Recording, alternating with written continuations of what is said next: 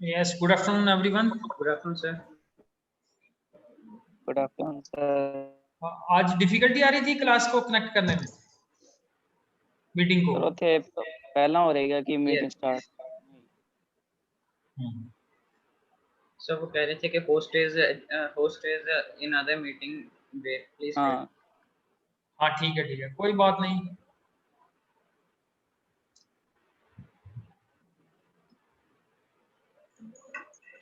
और 2-3 minute wait कर लेते हैं ना। प्रैक्टिकल्स देखे थे। हाँ ठीक है, कोई नहीं, करते हैं। मैंने प्रैक्टिकल्स देखे थे। हमने पाइथन वाले प्रैक्टिकल नहीं स्टार्ट किए अभी। हाँ, कौन से किए हैं हमने? हमने डेटा फ्रेम वाले किए हुए हैं, सॉरी डेटा हैंडलिंग वाले। पाइथन वाले कहाँ पे हैं? सर मैं आपको पीडीएफ भेज देता हूँ। ओ पीडीएफ ना भेजो, मेरे को पढ़ के बताओ। पाइथन का कोई प्रोग्राम पढ़ के दिखाओ मेरे को, लिस्ट में से। लिस्ट है ना तुम्हारे पास? हाँ जी सर, मैं अभी खोल रहा हूँ 2 मिनट। हाँ, खोल के मेरे को पढ़ के बताना। यस जैस्मीन, अब प्लीज बेटा कैमरा ऑन कर लो।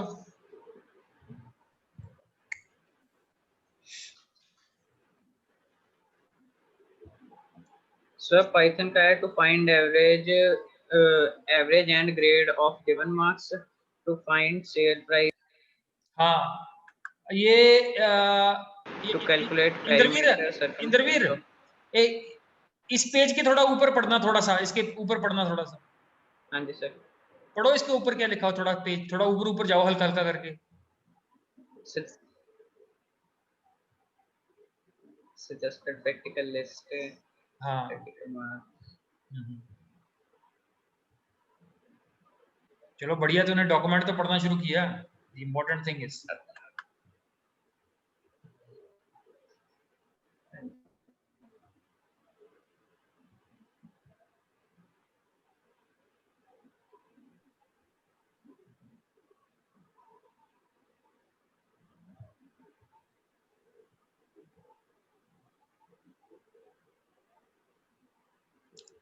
Good afternoon Amanpreet.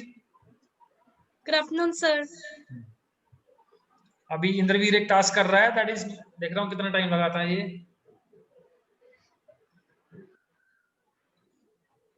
इंद्रवीर जल्दी करो बेटा, प्रोग्राम के ऊपर क्या लिखा हुआ है?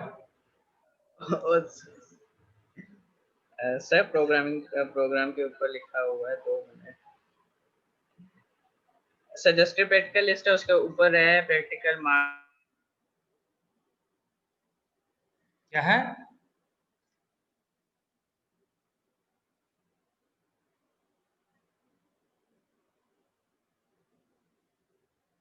किसके पास है? आप लोगों में से किसी के पास है वो प्रैक्टिकल वाली लिस्ट वाली जो डॉक्यूमेंट है?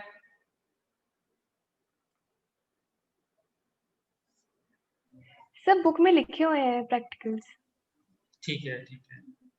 तो इंद्रवीर बोल रहा है कि हम पाइथन वाले नहीं कर रहे, हम डाटा फ्रेम वाले करी जा रहे हैं। पाइथन वाले कौन से प्रोग्राम है? He is searching the Python programmes.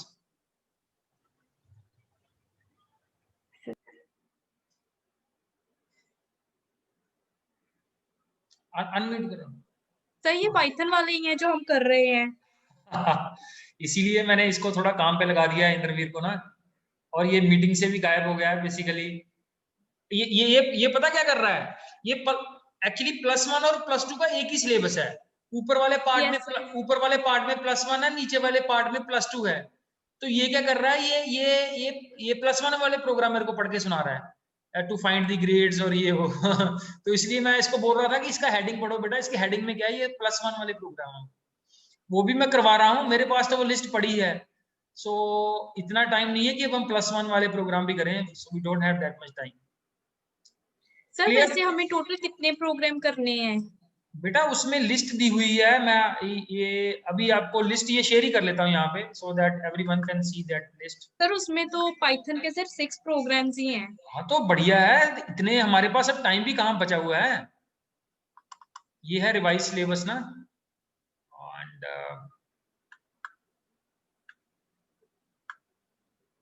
इसके अंदर हमने जो ये है डाटा हैंडलिंग और इसके नीचे है ये लिस्ट ऑफ प्रोग्राम्स, ये है। तो डाटा हैंडलिंग के हैं प्रोग्राम्स ना हमारे पास, तो ये 6 हैं ये। इसके बाद डाटा विजुअलाइजेशन के 3 हैं, फिर उसके बाद हैं ये डाटा मैनेजमेंट के 7 प्रोग्राम है। ये टोटल 16 के राउंड अबाउट प्रोग्राम्स हैं हमारे पास, और प्लस प्रोजेक्ट भी है ना हमारे पास। तो ये 16 के लिए तो आप 16 दिन लगा लो आप इसको काम करने, मिनिमम 20 दिन तो लग जाएंगे इनको करने में, ठीक है। तो आज हमने ये 3rd प्रोग्राम स्टार्ट करना है। So mister Inderveer is back, थोड़ा सा इससे पूछ लेते हैं एक बार, will take the help from Indraveer.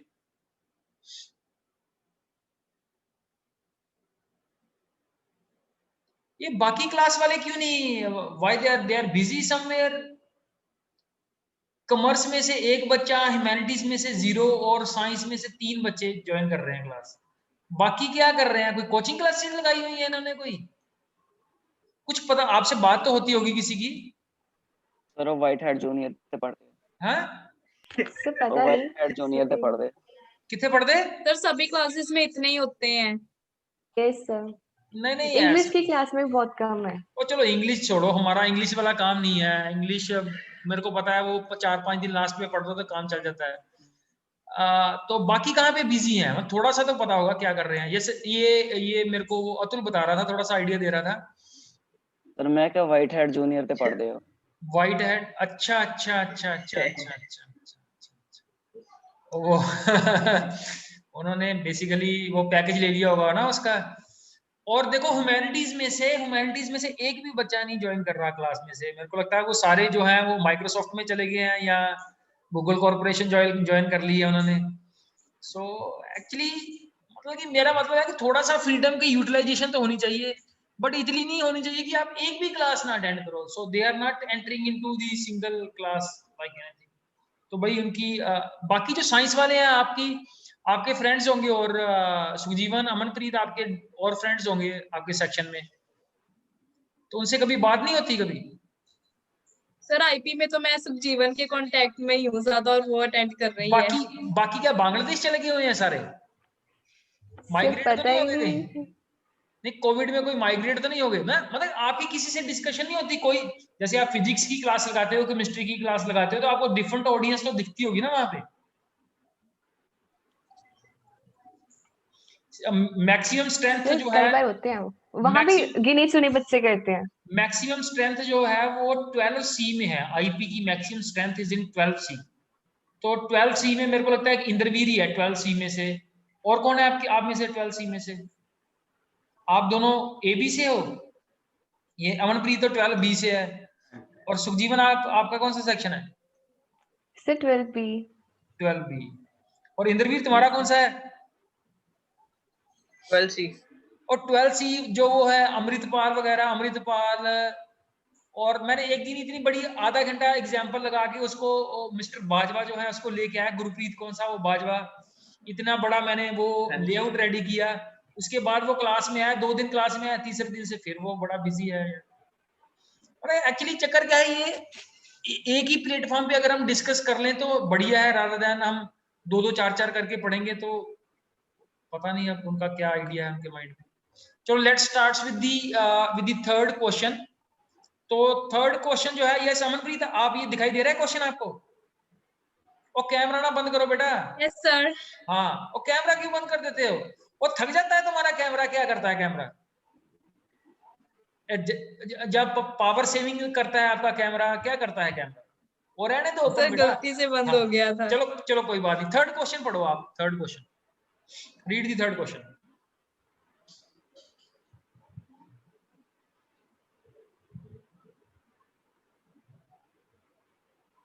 Sir पढ़ लिया। नहीं ऐसे नहीं पढ़ना है आपने, तो हवा में पढ़ लिया इसका। यूज योर वॉइस, आपकी वॉइस चाहिए इसके लिए। Create a data frame, quarterly sales, where each row contains the item category, item name, and expenditure. Group the rows by category and print the total expenditure per category. ठीक है, उसमें जो हमें problem given है, that is the problem of A data frame. एक हमने create करना है। तो डाटा फ्रेम के अंदर बेसिकली जो रोज बनेगी वो 3 तरह की रोज होगी। एक रो में होगा the very first variable here is item category. एक तो हमें आइटम कैटेगरी चाहिए। देखो इन क्वेश्चंस के अंदर क्या होता है, बेसिकली आपने खुद ही डाटा भी अज्यूम करना है। That's very very significant point. Question के अंदर इंपॉर्टेंट क्या है, सिग्निफिकेंट क्या है। तो ये देखो, अगर तो आपको डाटा फ्रेम बना बनाया मिल गया तो आपका आधा काम खत्म हो गया। अगर इस तरह का थ्योरेटिकल क्वेश्चन आ गया वहां पे, तो आपने अपने माइंड से एक अच्छा डाटा फ्रेम भी बनाना है। So that's your task. तो इसमें पहला वेरिएबल हो गया हमारे पास आइटम कैटेगरी। एक तो ये चाहिए हमें आइटम कैटेगरी। फिर चाहिए एक रो चाहिए हमें that will contain the item name. और थर्ड रो में आ जाएगा हमारे पास एक्सपेंडिचर। तो ये 3 मेजर वेरिएबल है हमारे पास, आइटम कैटेगरी, आइटम नेम और थर्ड है एक्सपेंडिचर।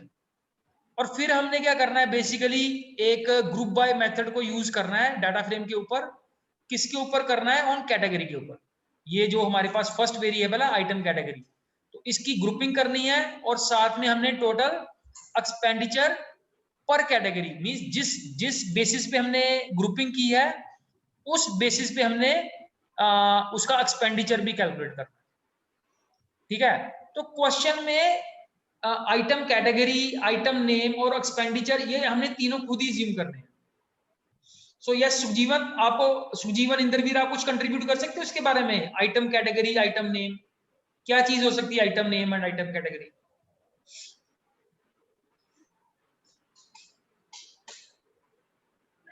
जैसे मैं आपको एक आइटम बताता हूं, लाइक वॉशिंग मशीन है। तो वॉशिंग मशीन आइटम नेम हो गया, इसकी आप क्या कैटेगरी क्या बनाओगे आप इसकी? हाउसहोल्ड। हाँ, जैसे जो हाउस होल्ड डिवाइस है, बेसिकली ये हाउस होल्ड सर डिवाइस है जो, इलेक्ट्रिक डिवाइसेस। हाँ इलेक्ट्रिक डिवाइस भी है। Electronic। बट चक्कर क्या है कि अगर हम चारों की चार आइटम्स हमारी इलेक्ट्रिक होंगी तो how will be able to differentiate the category? ये क्वेश्चन बड़ा इंपॉर्टेंट है। जैसे एक वॉशिंग मशीन है, दूसरी आइटम फ्रिज है, तीसरी टीवी है, और इस तरह तो सारी आइटम हमारे पास इलेक्ट्रॉनिक आइटम हो जाएगी ना, तो we will not be able to differentiate. तो इसमें हमने क्या किया कि आइटम कैटेगरी के अंदर हमने क्या डाल दिया, नेम ऑफ द कंपनी डाल दिया। जैसे आइटम नेम हमने वॉशिंग मशीन डाल दिया, तो आइटम कैटेगरी के अंदर हमने डाल दिया कोई भी जो वॉशिंग मशीन, आईएफबी की वॉशिंग मशीन है, पैनासोनिक की है, सैमसंग की है, एलजी है, कोई भी कंपनी आप मेंशन कर सकते हैं। जैसे हमने आइटम नेम में डाल दिया कार, ठीक है, तो कार की कैटेगरी क्या हो जाएगी, कार की कैटेगरी बन जाएगी नेम ऑफ द कंपनी। जैसे मारुति सुजुकी है, महिंद्रा है, ठीक है, हुंडई है, कोई भी आप कैटेगरी ले सकते हो। तो ये क्वेश्चन बड़ा इंपॉर्टेंट है कि आइटम कैटेगरी भी सूटेबल होनी चाहिए। आइटम नेम सोच के आइटम कैटेगरी बना लो, या आइटम कैटेगरी से आइटम नेम बना लो। और थर्ड एक्सपेंडिचर, वो तो क्लियर ही है कि हर आइटम का हमने अप्रोक्सीमेट प्राइस बताना है। ठीक है, तो हमेशा क्वेश्चन के अंदर ये चीज है कि अगर ये वाला काम आपने कर लिया, बाकी तो 2 फार्मूले हैं। और सबसे पहले हमने एक या हम सीरीज यूज कर लेंगे, या हम डिक्शनरी यूज करेंगे, या लिस्ट। डाटा फ्रेम बनाने के यही 2-3 मेथड है हमारे पास। ठीक है, so now we will move towards the solution. हाँ यस, कोई क्वेरी आपकी? तो सॉल्यूशन मैंने इसका जो है वो बना लिया हुआ है। Now I will discuss the solution with you.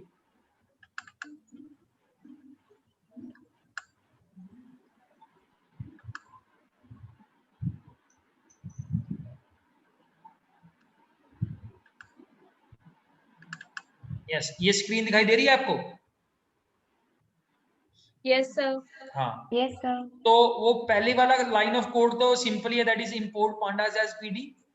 फिर हमने डिक्शनरी के अंदर 3 तरह के वेरिएबल ले लिए हैं। आइटम कैटेगरी, आइटम कैटेगरी के अंदर जैसे कार आ गया तो उसके कोरस्पोंडिंग आइटम नेम आ गया। हुंडई ले लो, कुछ भी ले लो, हुंडई ले लो, कोई किसी भी आप कंपनी का नाम ले सकते हो।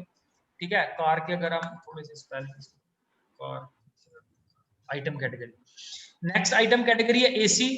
एसी की जैसे जो भी कंपनी पैनासोनिक है, वोल्टास है, जो भी कंपनी इसको मैन्युफैक्चर करती है वो आइटम नेम में आ जाएगा। आइटम कैटेगरी आ गई। थर्ड आ गई हमारे पास एयर कूलर। तो एयर कूलर का हमने आइटम नेम डाल दिया कि symphony is the name of the company. Clear?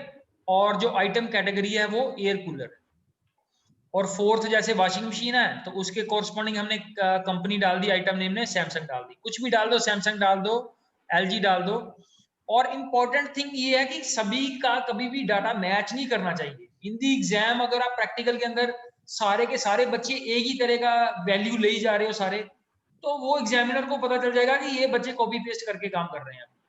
सो मेरी हम्बल रिक्वेस्ट है, जो भी मैं क्वेश्चन करवाता हूं प्रैक्टिकल नोटबुक के, आप जब उसको प्रैक्टिकल फाइल बना रहे हो तो थोड़े नेम वगैरह वेरिएबल के या आइटम्स के कुछ ना कुछ चेंज कर लिए गए। और जैसे हमारे पास आइटम कैटेगरी 4 है, आइटम नेम 4 है, तो डेफिनेटली एक्सपेंडिचर वैल्यूज भी कितनी होगी, वो 4 ही होगी। जैसे कार है तो कार की वैल्यू मैंने 10 लाख रखी हुई है, एसी की 40,000, एयर कूलर की 15,000 और वॉशिंग मशीन की 41,000। तो फिर हमने क्या किया, this is the step number 3 में हमने डाटा फ्रेम मेथड को यूज करके we have converted the dictionary to data frame. ठीक है जी, तो सिंपल सा स्टेप है जिसमें ये जस्ट ये डाटा फ्रेम मेथड यूज होना है। Data frame method is the part of pandas library, और ये डिक्शनरी हमने इसको वैल्यू सप्लाई कर दी, दैट इज दी जिसको हम कन्वर्ट कर रहे हैं डाटा फ्रेम में। तो प्रिंट हमने क्वार्टर सेल्स किया, तो ये हमारे पास क्या आ जाएगा, प्रिंट होके हमारे पास इस तरह का डाटा फ्रेम आ जाएगा, जिसमें आइटम कैटेगरी के अंदर है कार। इसको फिर से रन कर लेते हैं। Car will become in the capital words now. ठीक है, तो सबसे पहले स्टेप हमने क्या किया, जो हमने डिक्शनरी से डाटा फ्रेम क्रिएट किया उसको प्रिंट कर लिया। ये तो सिंपलेस्ट स्टेप है that everyone should be aware nowadays. तो काफी काम कर लिया हमने। ठीक है, तो आइटम कैटेगरी में आ गया car, AC, air cooler, washing machine. Item name में आ गया जो आइटम नेम्स है, name of the companies like Hyundai manufacturing car, Voltas manufacturing AC and so on. और थर्ड कॉलम में हमारे पास आ गया एक्सपेंडिचर। अब क्वेश्चन में हमें उसने पूछा है कि इस डाटा की हमने ग्रुपिंग करनी है, ग्रुपिंग बाय आइटम कैटेगरी। तो सबसे पहले हमने क्या कर लिया, एक और वेरिएबल, ये QS नाम का एक वेरिएबल लेके क्वार्टर सेल्स जो हमारे पास है, ठीक है, ये जो डाटा फ्रेम है इसको हमने ग्रुपिंग कर ली based on the item category. ठीक है, इस क्वेश्चन में कैटेगरी इतना इंपॉर्टेंट रोल नहीं प्ले कर रही क्योंकि हमारे पास number of values are very less, तो ये ग्रुपिंग इतनी इफेक्टिव आपको नजर नहीं आएगी इसके अंदर। ठीक है, और लास्ट पे जो हमने रिजल्ट निकालना है, result after filtering data frame, तो इसमें हमने फिल्टरिंग क्या की है, आइटम कैटेगरी और प्लस एक्सपेंडिचर, ये दो चीजें हमने प्रिंट कर ली। पहले हमने उनका ग्रुप बना लिया based on the item category, और फिर हमने ये जैसे ये सम फंक्शन अप्लाई किया है, तो सम फंक्शन भी चलेगा नहीं यहाँ पे, आपको पता है क्योंकि वैल्यू एक एक है हमारे पास, हर एक कैटेगरी के अंदर एक एक वैल्यू है, इसलिए सम फंक्शन से भी आपको वही वैल्यूज आएंगी जो डाटा फ्रेम के अंदर है। ठीक है, अगर हमारे पास मल्टीपल वैल्यूज होती हर एक कैटेगरी के अंदर, तो जब हम सम फंक्शन का यूज करना था तो हमारे पास एक डिफरेंट रिजल्ट आना था। बट सिंस हमारे पास एक एक ही सिंगल एक्सपेंडिचर है, तो इसलिए सम करने के बाद भी सेम हमारे पास रिजल्ट आ रहा है। सम कौन सा फंक्शन है, किस कैटेगरी का फंक्शन है,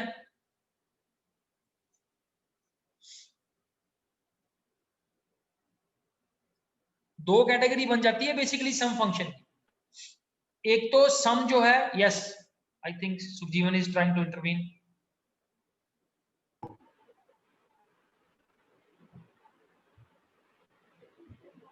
यस, देखो एक तो हमने पढ़े थे डिस्क्रिप्टिव फंक्शन हमने पढ़े थे, तो ये डिस्क्रिप्टिव फंक्शन का भी पार्ट है, और प्लस आपने एग्रीगेट फंक्शन पढ़े हैं, तो एग्रीगेट फंक्शन भी है। एग्रीगेट फंक्शन में क्या होता है, दैट इज जो हमारे पास रोज में कॉमन वैल्यूज होती हैं उनको ग्रुप करके उनके ऊपर हम जो ऑपरेशन अप्लाई करते हैं, they are the aggregate functions. Sum function है, काउंट फंक्शन है, फिर मीन, मीडियन, मोड, ठीक है, ये सारे डिस्क्रिप्टिव स्टैट का पार्ट है, ये सारे स्टैंडर्ड डेविएशन। ठीक है, तो ये सारे फंक्शन जो है दीज आर दी। तो सिंपल ही है ये क्वेश्चन। तो इस क्वेश्चन के मोस्ट इंपॉर्टेंट पार्ट है कि आप लोगों को डाटा फ्रेम अपने आप से बनाना आना चाहिए, that is the most important. बाकी इसके अंदर कोई ऐसा फंक्शन तो इसमें अप्लाई नहीं हुआ एक इसमें ग्रुप बाय मेथड का यूज हुआ है और दूसरा ये सम फंक्शन का। और कोड को लिखना कैसे है कि कैसे हमने डाटा फ्रेम के ये जो कॉलम है उसको कैसे एक्सेस करना है यूजिंग दी स्क्वायर ब्रैकेट्स को यूज करके हमने एक्सेस करना। तो ये तो बस 2 लाइन का कोड है, बट इंपॉर्टेंट थिंग इज कि क्वेश्चन की स्टेटमेंट को समझना है। और ये मेरे को लगता है इस तरह का क्वेश्चन जो है अगर फाइनल एग्जाम में आता है तो वो 3 मार्क्स कैटेगरी में आएगा, और प्रैक्टिकल वाले में तो आपको पता ही है कि 5 मार्क्स का क्वेश्चन आएगा एक आप लोगों को प्रैक्टिकल में। 5 मार्क्स की फाइल है, 5 मार्क्स का एग्जीक्यूशन है, और 5 मार्क्स की हमारी जो है दैट इज दी जो हमारी प्रोजेक्ट फाइल है, और 5 मार्क्स का उसके अंदर वाइवा है। क्लियर? तो ये सारी चीजें आप लोगों को क्लियर होनी चाहिए। We can see in the syllabus also. मैं ये आपको सिलेबस में फिर से दिखा देता हूँ, ये चीजें आपको क्रिस्टल क्लियर होनी चाहिए। अब इंद्रवीर, तेरे को लिस्ट में पता चला क्या गड़बड़ थी? नहीं सर, नहीं पता चला? नहीं। तो बेटा जो तू लिस्ट मेरे को समझा रहा था ना, वो +1 वाली लिस्ट है, वो +2 की लिस्ट नहीं है। नहीं सर, उसमें ये सेम प्रैक्टिकल्स थे। वो बेटा सेम ही, मैं दिखाता हूँ तेरे को। अच्छा। वो भी दिखाता हूँ तेरे को।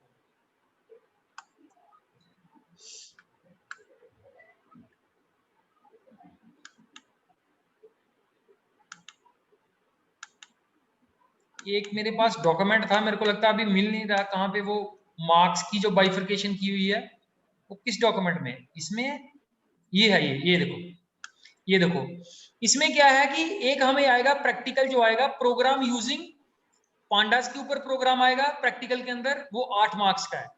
पांडास यूजिंग पांडास, या दूसरा किसी को डाटा विजुअलाइजेशन पे आ सकता है। ठीक है, ये 2 ही मेजर टॉपिक है यूनिट 1 के अंदर। तो 8 मार्क्स का क्वेश्चन आएगा इसमें से, और 7 मार्क्स का क्वेश्चन आएगा आपको एसक्यूएल में से। तो टोटल 15 मार्क्स हो गए हमारे। इसमें वाइवा भी इंक्लूडेड है, एग्जीक्यूशन भी इंक्लूडेड है, और ये जो हमारी प्रैक्टिकल फाइल है, ये जो हम प्रैक्टिकल अभी बना रहे हैं, तो 5 मार्क्स की है वो। ठीक है, जितने हम प्रैक्टिकल बनाएंगे, ये इसकी जो फाइल बनेगी वो बेसिकली दो फाइल्स बनेगी। एक तो है प्रैक्टिकल वाली, और दूसरी हम उसी के अंदर प्रोजेक्ट वाली फाइल को भी इंक्लूड कर सकते हैं।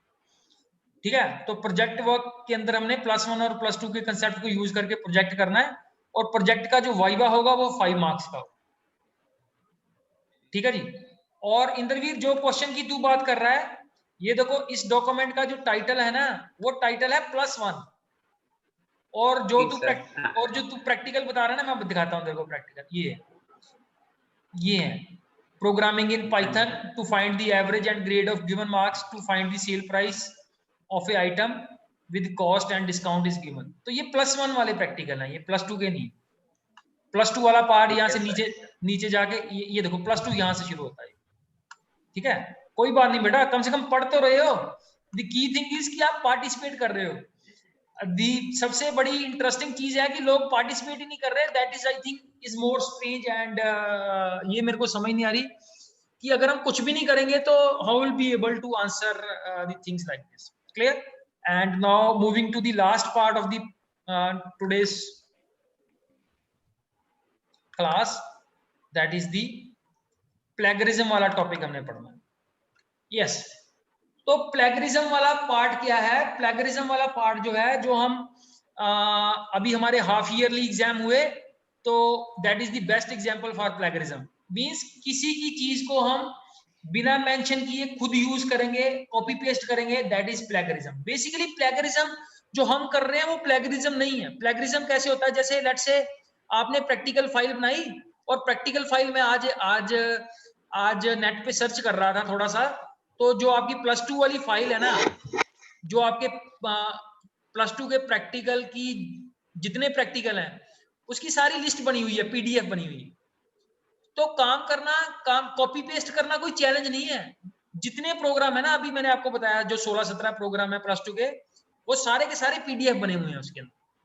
और मैंने जो आज आपको प्रैक्टिकल करवाया उसी फाइल में से मैंने करवाया, कि मेरे को मिल गया, मैंने चला कि मेरा थोड़ा एफर्ट्स कम हो गया उसके अंदर। पर मैं आपको ये बताना चाहता हूं कि रेडीमेड हर चीज बनी हुई है। रेडीमेड होना is not a challenge. Challenge है कि हमें उसमें से कितना आता है। तो जो प्लेगरिज्म का कंसेप्ट होता है ये कहाँ पे यूज होता है बेसिकली, आपको पता होगा कि जैसे हम रिसर्च पेपर लिखते हैं, कोई भी जब हम रिसर्च पेपर लिखते हैं तो उसके अंदर क्या होता है कि अगर हम किसी पेपर का ये पार्ट होता है कि अगर लेट से सुखजीवन ने कोई काम किया है तो मैं अपने पेपर में उसको मेंशन करूंगा कि this work has been done by Sukhjeevan और ये इसका पेपर है, मैंने इसको यहां से उठाया है।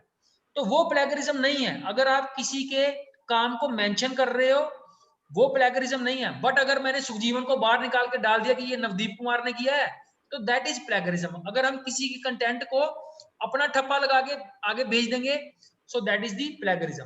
तो प्लेगरिज्म में क्या होता है, अगर हम किसी के वर्ड्स को कॉपी कर रहे हैं, किसी के आइडिया को कॉपी कर रहे हैं, इमेजेस को ले रहे हैं, साउंड्स को ले रहे हैं, किसी भी चीज को, किसी भी क्रिएटिव काम को हम उसकी परमिशन के बिना हम अपने काम को मेंशन कर रहे हैं कि ये इसने नहीं किया, ये मैंने किया है, मैंने किया हुआ है। So that is the plagiarism. और इंडिया में तो प्लेगरिज्म का पता नहीं है, लेकिन यूएस वगैरह में अगर आपका कोई भी पेपर प्लेगरिज्म वाला पकड़ा गया, आपका 20% प्लेगरिज्म अलाउड होता है, मैक्सिमम 20% प्लेगरिज्म इज अलाउड।